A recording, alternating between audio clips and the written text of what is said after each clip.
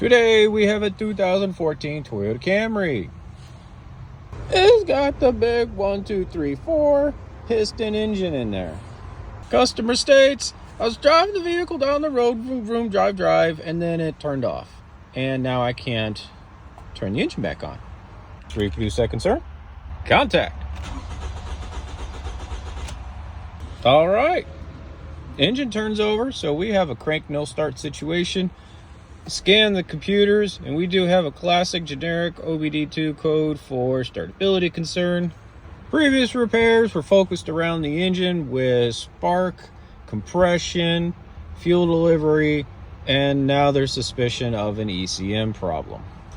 When doing diagnostics on a crank no start, you really have to stick to your fundamentals, and you got to write down exactly what you're thinking in your head and what you expect to get out of your test and why. We're going to diagnose with one of my favorite scanners here, the AL539.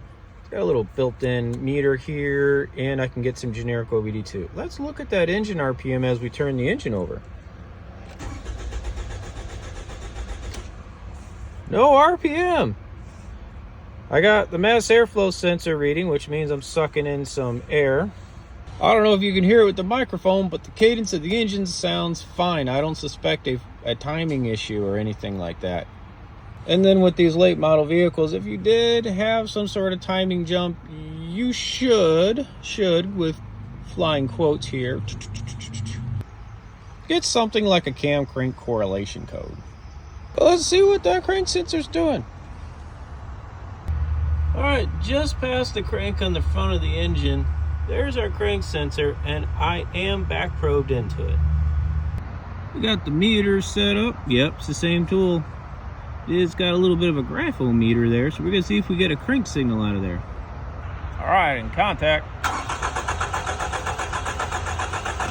Nothing, just ripple, just a little tiny bit of ripple. I think that sensor's dead. So we can sneak out that cam position sensor from the top of the vehicle. You just got to work your arm on down there with some sneaky 10 mils. But if you got a lift or a jack, just go from underneath. You can work it out. And there she is. Sensor's good, I guess. But all that is part of our timing setup. So now we got to tear down the front cover. That sucks. Hey, but at least our diagnostics was on par, though. That's the important thing. Thanks for watching.